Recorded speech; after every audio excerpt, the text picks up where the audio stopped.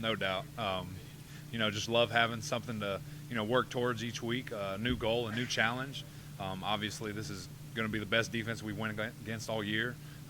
Nationally ranked number one in a ton of different categories. They do a lot of different stunts with their D-line like we seem to have faced every week. I think they blitz a little bit more than any team that we face, so it's going to cause a little chaos in the middle, but we're excited for the challenge.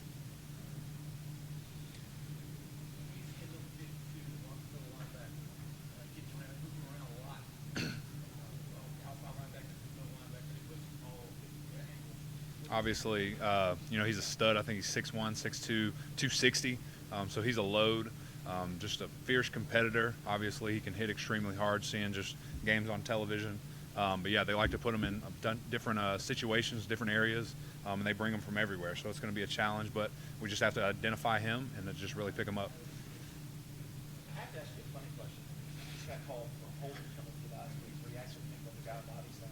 Any of the officials say anything to you after that? Yeah, it was actually funny because when we had that, I think we had a timeout, then a media timeout back to back. So it was a long time that we were just waiting. So I went up to him in the timeout and I was just like, "Hey, what could I have done differently, to not get that?" And he just told me it was just a bad call. I just saw him go down really fast, and I thought you had to have held him. So it was kind of upsetting because in the heat of the moment, I can't get those 10 yards back, and then we snapped it, bad snap resulting in a touchdown. So felt like it was all my fault. But yeah, I was a little bit disappointed, but we're all human. We all make mistakes. Did you make sure Coach Sweeney knew that? Yeah, no, man, he doesn't care. So a penalty, it happened in the game. That's all that matters. They called it. So.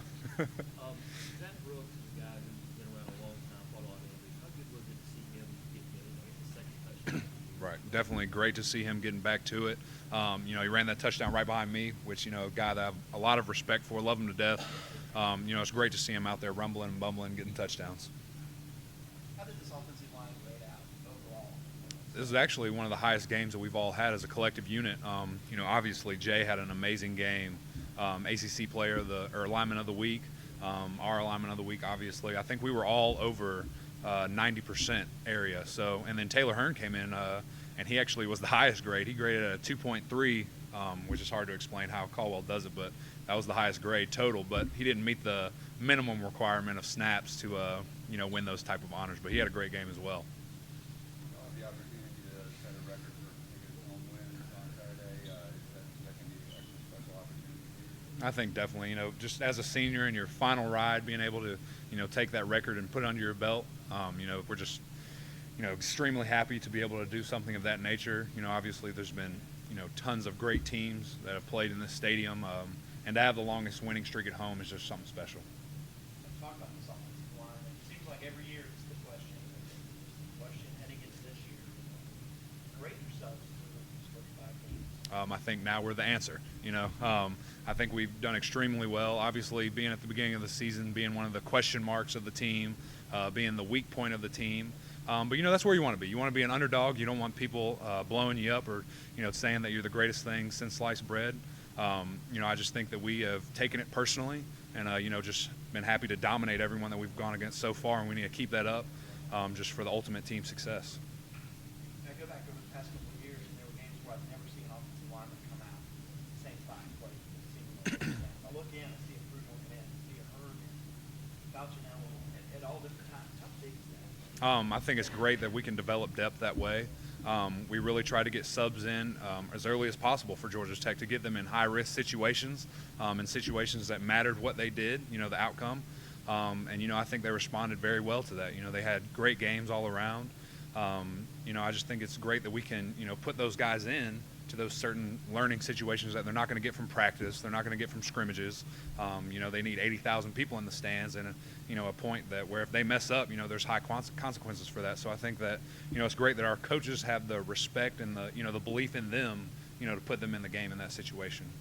How did you feel after Saturday? You guys followed up that emotional win the other day and the dominant performances of the year? I just really think that that speaks to the character, to the maturity of this team, to the expectations that we have from a team setting. We're just a bunch of winners. That's all we've done for 5 years. That's all we know. So it's a little bit different feel from 2011. I think when we were number 5 in the country then, it was a huge deal. People were overly excited to where it was a distraction. now it's just we expect it to be here. This is where we want to be. This is our goal. So I think it's a little bit different from a maturity level that, all we know how to do is win. So I think it's a lot different, and, that's going to help us in the long stretch.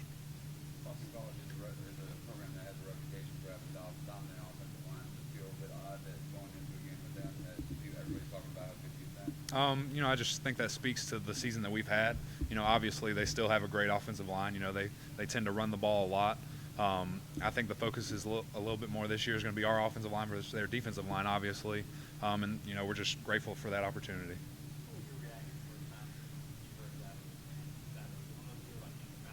I actually watched it live. I was sitting in the paw, with my family, and it popped up, and I just heard him start yelling. I was like, what's going on over there? And then I heard him say the word Clemson, and I was like, oh, man, who asked that question? And, it's great. I don't think David Hale meant it in a negative way. I think he was kind of trying to crush the whole Clemsoning thing. But obviously Coach Sweeney was kind of on edge with the whole game. It was a trap game. It was all this stuff. So he was already kind of, aggravated with it being called that. And, just poor guy, shouldn't ask the question. Should ask at a later date. I talked to somebody yesterday about it. They were talking about this dancing and rant. Do the players think it's embarrassing?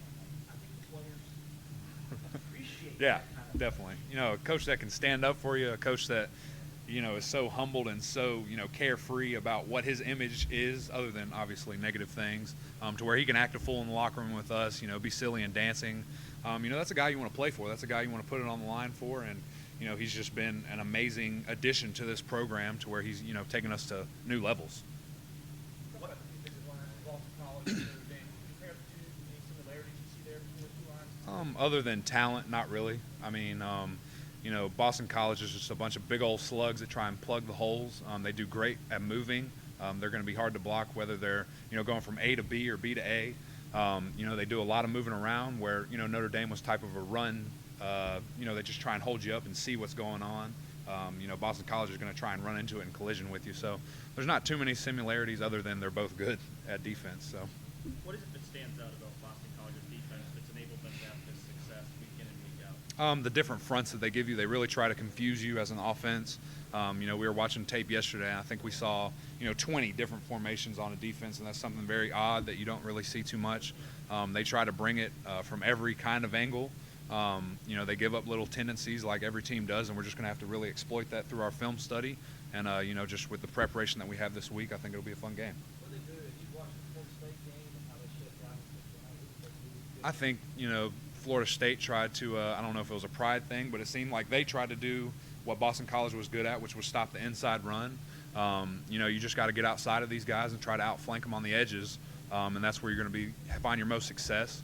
I think that we're going to, move the pocket a little bit and just try and do various things with Deshaun like you saw in the previous two games, and, we're just going to do what we do.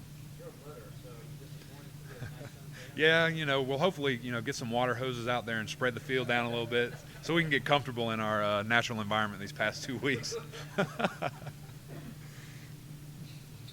Thanks, guys.